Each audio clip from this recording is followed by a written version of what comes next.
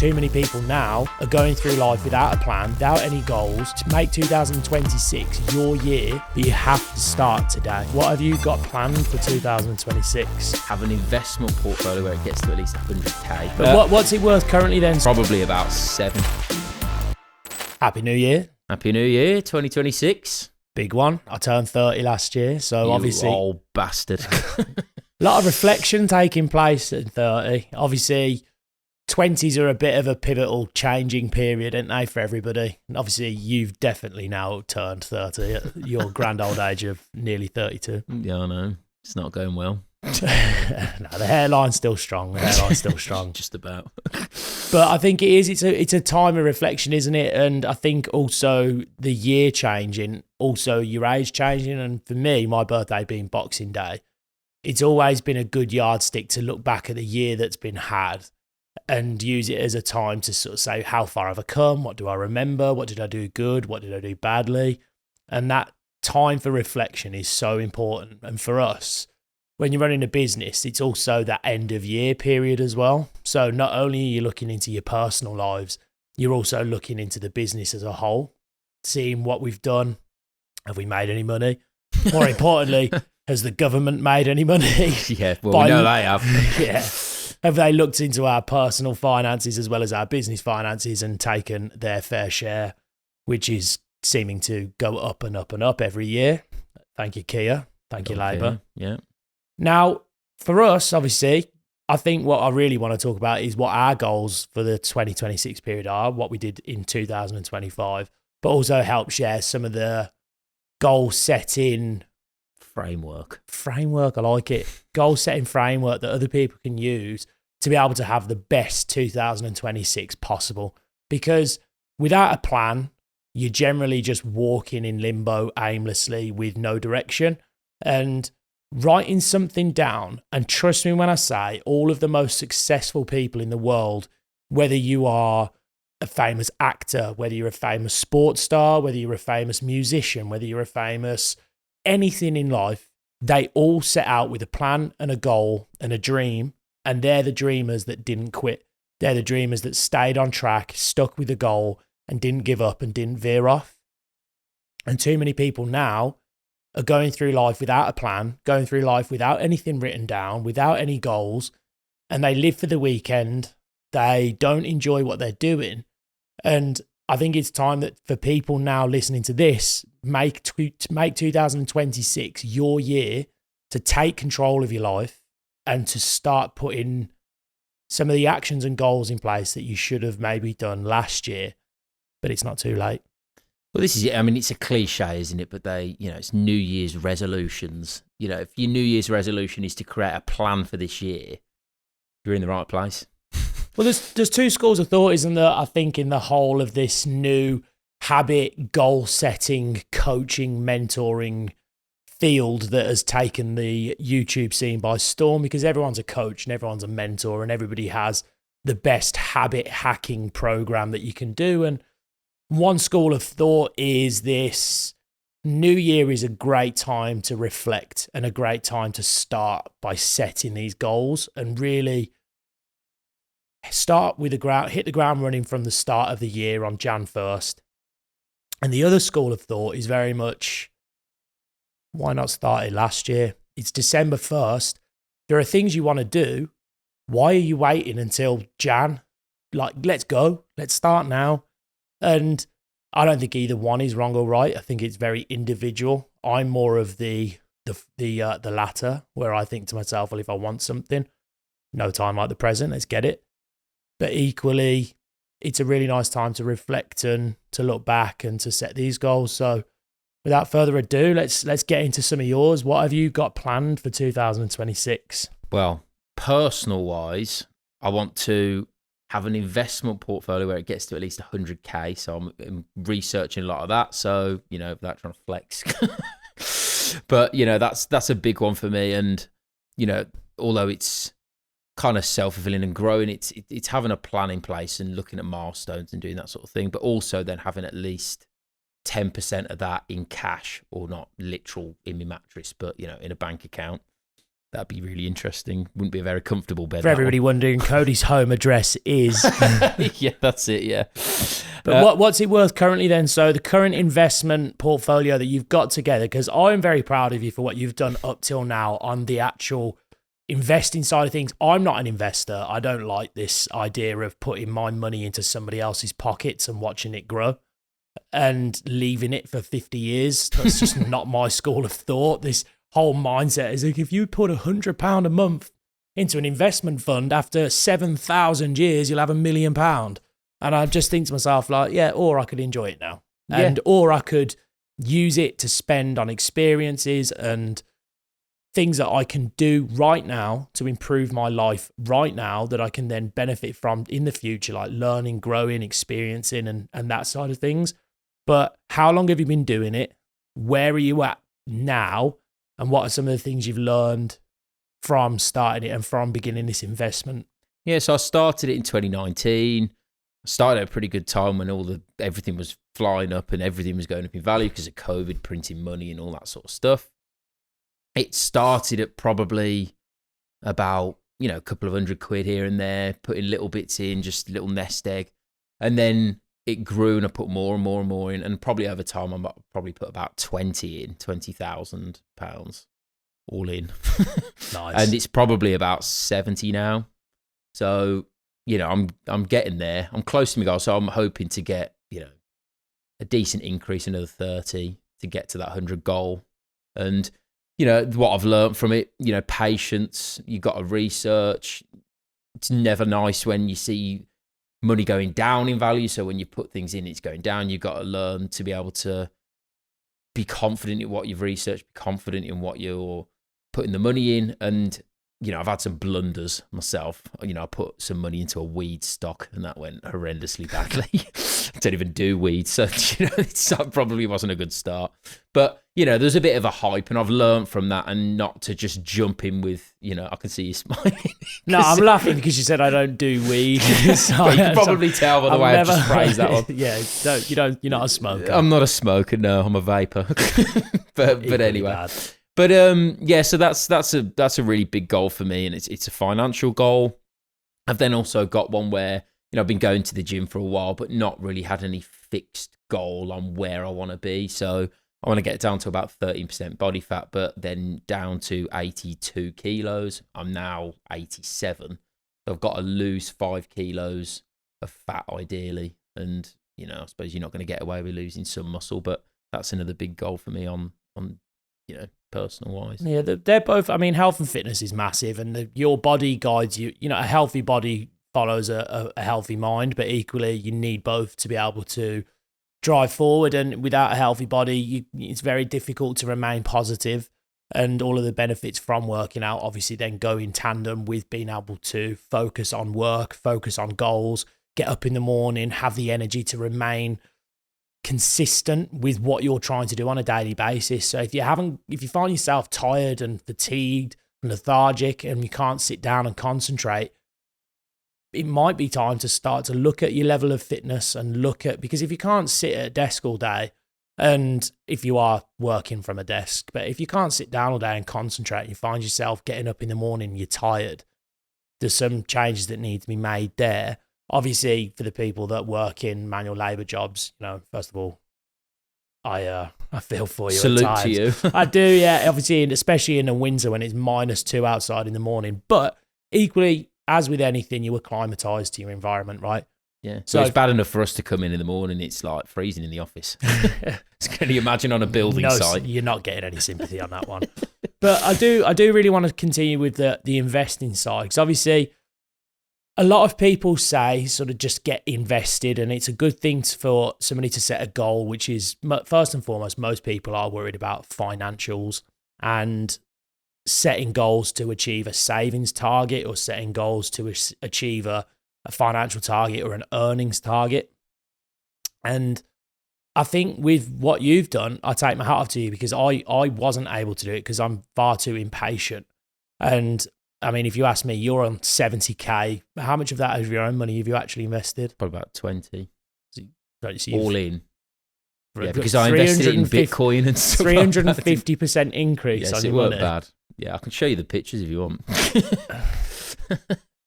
I'm really upset, but smiling because I think we found out.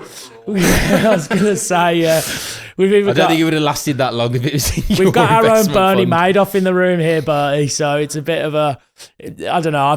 Let's put the pictures up if you want to share. We'll cross everything out. But honestly, it's a credit to you for staying vigilant and keeping it in there, and not only just investing in, apart from the weed coin, but investing in things that you have researched, studied, and know that you see or believe in yourself to have future value in. So it's a lesson for everybody that's setting financial goals. Don't just set them and pull a figure out of the sky. I think it's a time for people to really drill down on where you are, what you've got available. There's no point in somebody setting an investment goal of £100,000 if they're only earning 30, because even if they put away 10% of their wealth, it's going to take them 30 years to get there. So it's one of those things where I'd say 10% of their wealth, 10% of their income.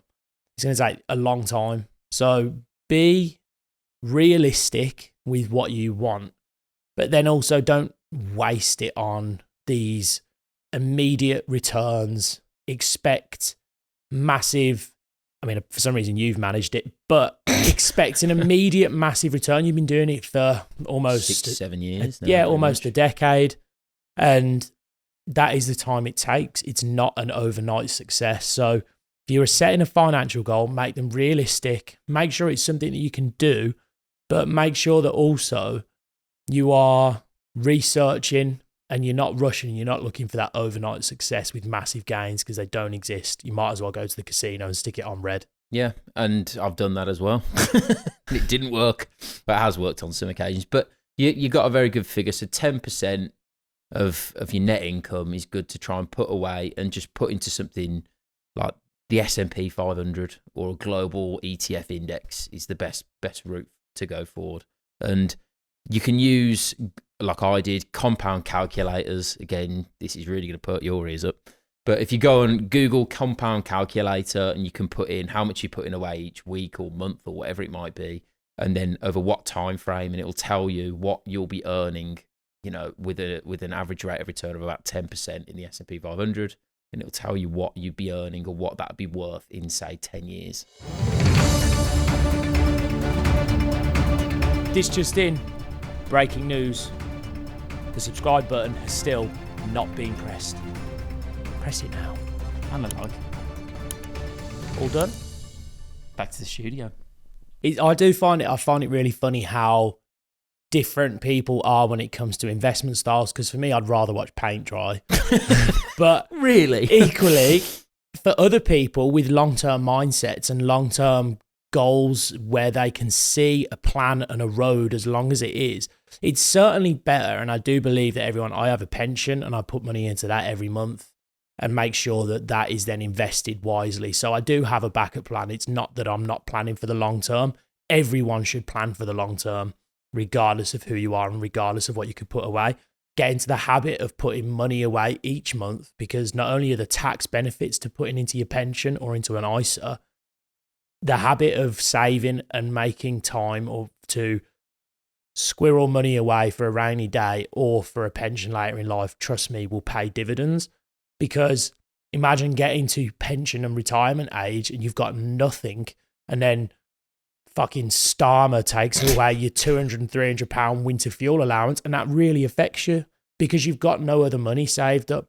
And then you are literally then left with no choice but to continue working way past retirement age, which for some people is okay and they want to, but you're then forced into doing it. It should be able to be by that age a choice. God forbid, if most people are working from the age of 18, they're going to get to at least 68 now. It'll be 70 for most people like us now. You're going to be spending 50 years working. And the end of it all, you've got nothing to show for it other than a record of paying incredibly high taxes. And now you've got to carry on working until you're pretty much at death's door, and it's a sad reality. So it's a really good point to get into. Yeah. What other goals have you got set? Because I'm really intrigued about what you've got coming up for this year. Yeah, so again, carrying on with the personal ones, I'll kind of flow through a lot of them now. So a lot of them relate to the house. So obviously, well, I've recently moved in September last year, so I've not been in there too long. And now I've even done a bit of DIY. We're doing some paneling, so that was an interesting and fun event. So that's been done. But I want to put in a bar in the garage. Obviously, that's important. A breakfast bar in the kitchen, so I want to get that done. So I've had that costed this week. So two bars. Yeah, well, Breakfast bar and a bar. Yeah, because you can have two parties going on at once. The logic is absolutely flawless, by the way.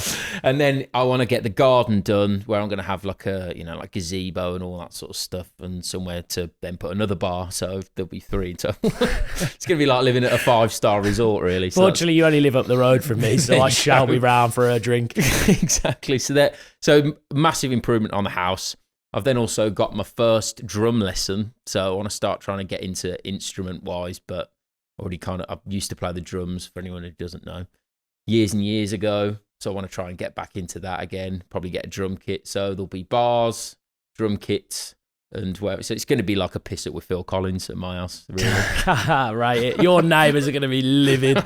Yeah, pretty much. I mean, fair play. Look, you've got the money and the freedom to be able to do that. And so one of the big goals that I think that not only when people are setting financial goals and they look at these personal goals, like all these things take money, all these things take investment and time. And so I think one of the biggest goals that everybody can set themselves to be able to afford to do these things is, and this is where my school of thought on investment comes in, is investing in yourself. And I love the fact that you're looking at doing or relearning to play the drums again, because I think it's a really good outlet for people to have that creative expression in their life and learn an instrument or learn something and be able to have a skill away from what is just their day-to-day work life and actually have a skill. I was talking to editor off camera, Bertie. I've just picked up a mountain e-bike and talking about the perils of trailing again after 15 years of never really been crazily into my bikes, but it's a new experience. Turning 30, and it was a goal that I set myself, is to start doing new things and experiencing new areas of life that I've not done before. I absolutely love it. Yes, I've been injured a few times, but equally, the scenery, the views, getting up in the morning, being out in the fresh air, exercising, going out with your friends. Jesus Christ, like for all those boxes to be ticked, it's like a massive mental health potion for all things that you should be doing to help make you feel better and help improve your life. Spending time with friends, being outside in nature, not being on your phone, exercising and taking in... Breaking bones. Yeah, bit of breaking bones. And just taking in all that different areas of life and different parts of the country that you can go and visit and traveling, all these things. I mean, it ticks all 5 boxes. And I think another goal that everybody should be setting themselves this year is revisiting skills that they maybe, or dreams that they once had, or starting something new, looking for new experiences that they've not done before, something that they've always said they wanted to do, because we've all had those dreams, certainly at different points in our lives, whether we were kids or as we get older. And then we get bogged down by the day-to-day of our normal lives, whether we have families, whether we have mortgages or jobs and bills to pay. And then we kind of push the dreams aside and we push the things we always wanted to do aside. And then we get to this stage of hitting our midlife, and then that's when the crisis happens. We look back and reflect and have this oh shit moment. I haven't done the things that I always wanted to do. And so if that's you, start now. Don't wait until you're 40. Don't wait until you're 50. Start now, because you'll regret it later in life if you don't push yourself to do the things that you always said you would. Yeah. But if you are 40 or 50, you've fucked it already. No, you haven't. There's still time. You can still... There's always time. Best time to revisit. Look, there's always time. Colonel Sanders didn't start KFC until he was over his 70s. There's always time. And with the beauty of healthcare and the beauty of medicine and science, I mean, 70 is the new 30. So I'm hoping anyway. You know, it was this Brian, who's the live forever guy that's trying to reverse his aging. Oh, what's his name? Can't remember his name, but he's going to be on it. But he's pulling him up. But he pull up Brian. and his live forever I'm tactics. going to be annoyed that I can't. Brian Johnson. Yeah. See, we've got a guy who's investing millions and sticking his own son's blood into his body to try and rejuvenate his cell counts As you do. and all these weird things. But look, with things like that, that does push the envelope for science and research into the area of health and well-being. So it's never too late. So even if you are 70, if you're 60, 50, I've seen this 70-year-old that started jiu-jitsu, and she was joining and doing competitions, and she was 70 years old and smashing it, absolutely mint. And I love to see it. And I think I'd rather be the person that tried and failed and rather than the person that always said, what if? So get stuck in, start something new. Yeah, and to be fair, with that Brian Johnson, if that blood thing does work with his son, at least I've got a happy volunteer to help me reduce my age. With me? Well, brothers. With the same age? Yeah, well, to be fair, you probably need from me. You look older than me. Most people say that. But then just riffing off my final personal ones, kind of like you, I want to buy myself an expensive watch. Again, probably not quite on the level of yours, but at least spending 5K. So, not too bad. I don't know whether to do that like that dickhead flex of showing off the root beer, but we work hard for these things and we spend a lot of time. This was a goal, this watch here, I don't know if anyone's going to see, it's a nice sort of Rolex GMT Master 2. And I set this goal of achieving or being able to purchase a watch for myself like this, and this was the one that I set my mind to in 2020. When I was 25, I made a list of things that I wanted to do before I turned 30, and having this watch was one of them. I printed it off as well as other things, put it onto a vision board, and told myself that I will save the money each month to be able to afford this before I turn 30 or on my 30th birthday, so I could have it as a present from me to me as an achievement for setting a goal, committing to it, and then making sure that I follow it through to completion. And now I'm sitting here with a nice watch on my wrist, and that's all it comes down to is being able to create the goals that you care enough about to be able to stick to it, and then make sure that you are following through to the end. And then this is the result. See, so it turns out then you can invest for the long term. I can invest in things I care about. My thoughts with investing into stocks and shares and Bitcoin is they're all very intangible. And like I said, it's watch it grow from afar and have no direct involvement with it. And this is something I can wear every day and the value won't get affected too much. It may even go up. Agreed. So, but they're the main ones. Well, yeah, they're all my personal goals. So a lot to do with house, learning a skill, working on my body and reducing fat and weight, getting a new watch and money. Like it. For everybody, well, I'm going to go into helping everybody else. So for everybody that's watching, I think when you are setting goals, obviously people look for the health and fitness thing. People look for financial goals. They're very important. But people rarely set goals for helping others. And for me this year, like one of my biggest goals is to not only help 3 entrepreneurs find and build success within their own businesses, because that's something that we do as a byproduct of this podcast, is we bring entrepreneurs into our space and help them grow and develop their companies within. And we've currently got 2 that we're working with pretty much weekly now, and they're seeing great success with what they're doing. And they've got big goals and targets for this year.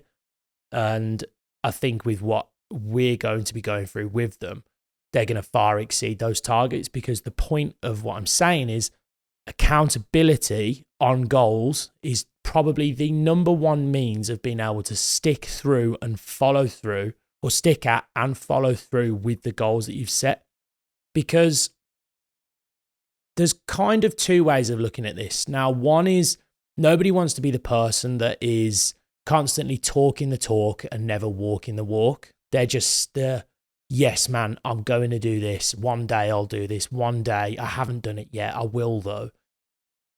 Nobody wants to be that person. But equally, when you've spoken something into the universe, and I do strongly believe in manifesting, and I do strongly believe in setting these goals and surrounding yourself with these targets that you want to set, So when you speak it into the universe, the likelihood is then it's more, the chance of it coming true, I found massively increase. I remember the main thing with this was when I first started boxing, and I told my friend who was setting up a first charity boxing match with like a simple amateur white collar thing when I was 19, 20 years old. I agreed to do it.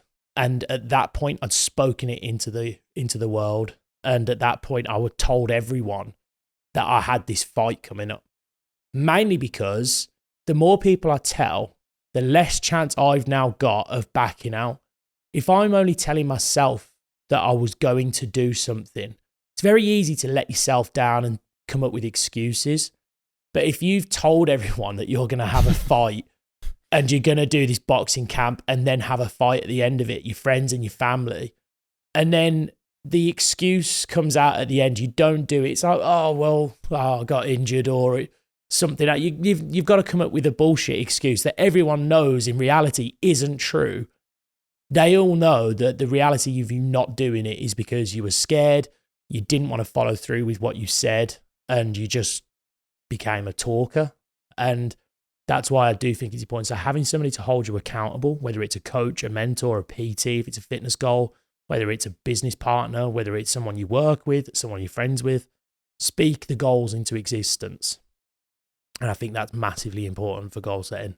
Yeah, and also writing them down is, again, critical. I mean, there's apps now like Notion, and I mean, we use it more for work, but Monday.com and things like that can be used for goal setting as platforms to then keep you on track. Another good one, even just most people have got iPhones, or at least, you know, the shitty Samsungs, or some people have them.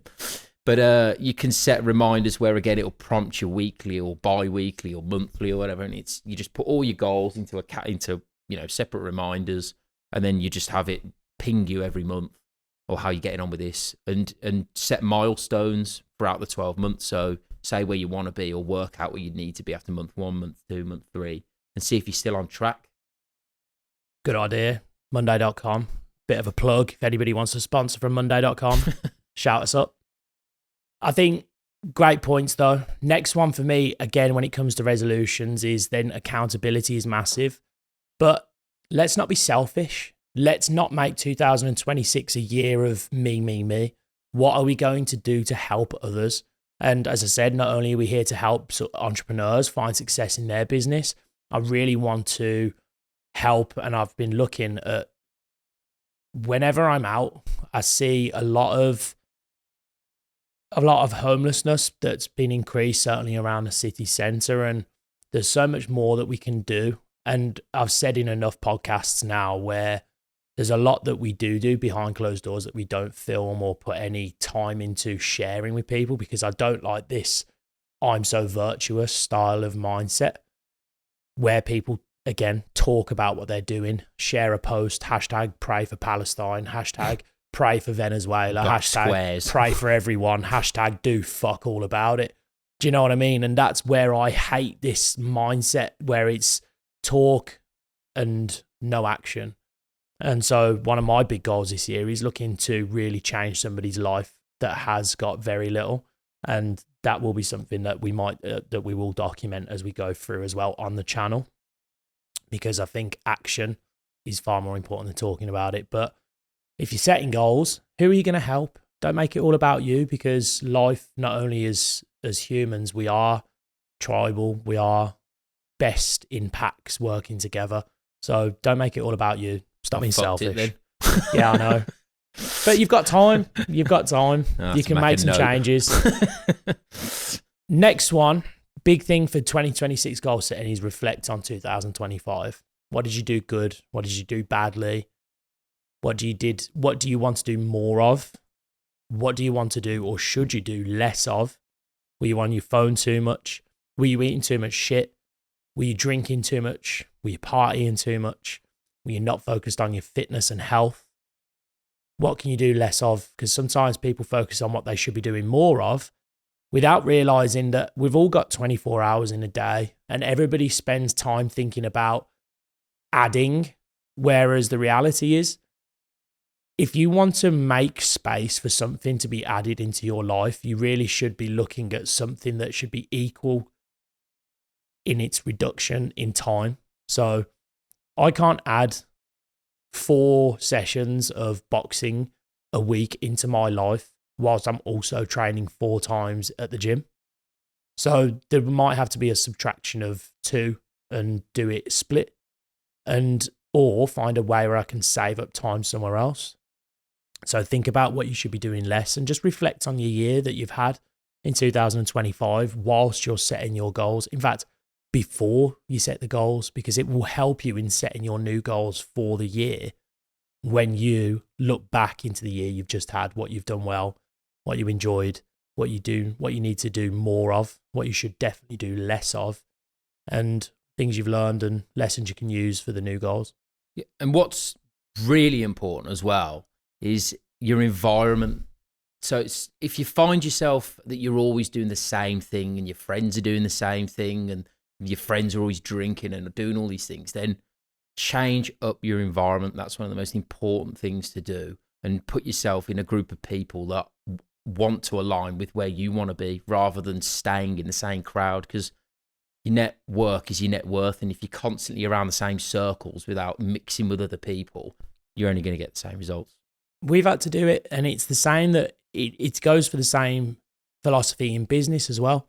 When you're trying to build a team, if everybody on your team has got different goals and ambitions and pushing in different directions, you've got no direction.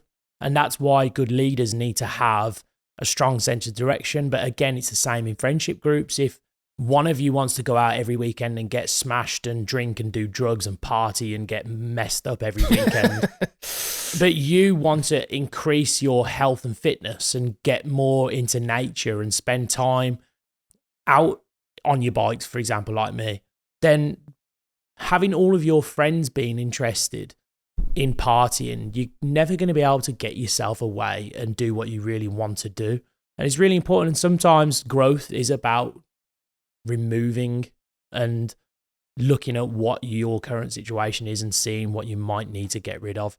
Because sometimes like success and also achieving goals in life, it is about sacrifice, and it is about removing yourself away from people that you once might have been really aligned to in your life, and now they may not be good for you anymore, and you do need to do that self-assessment. So I do think that's a really good point for everybody. Rip that band-aid off sometimes.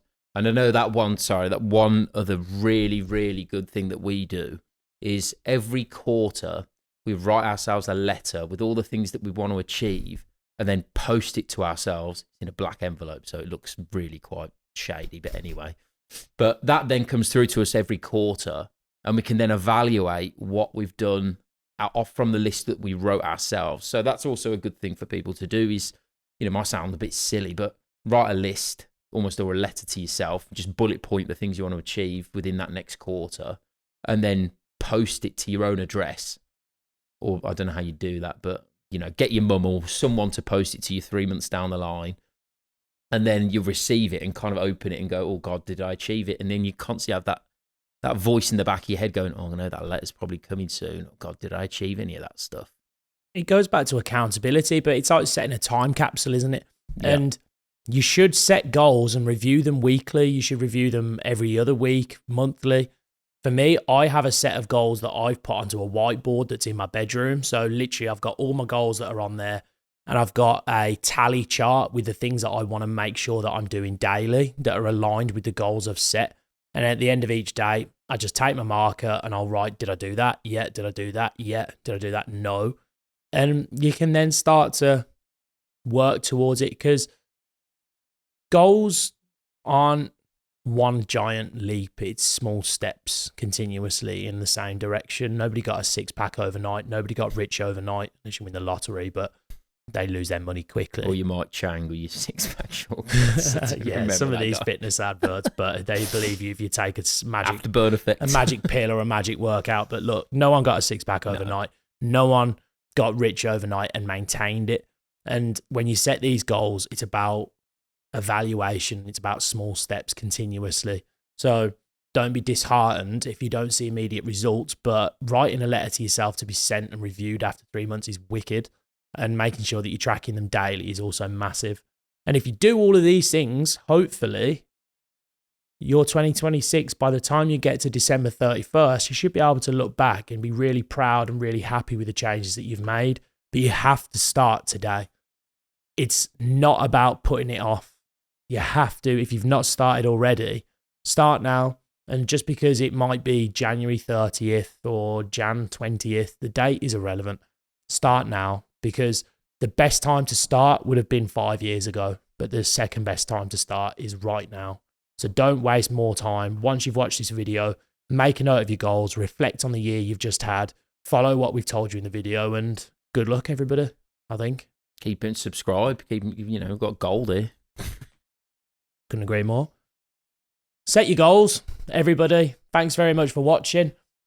Genuinely, we'd be really interested to hear what everybody's goals are for 2026. We'll start some off. I'll add a couple of mine into the bottom, but let's get the conversation going. Talk it into existence. As I've said, write it into the comments. Go and tell your friends. Go and tell your family. What are your goals for 2026? Remember though, hit the subscribe button, give us a like, and we'll give more tips and tricks to help you find success throughout 2026.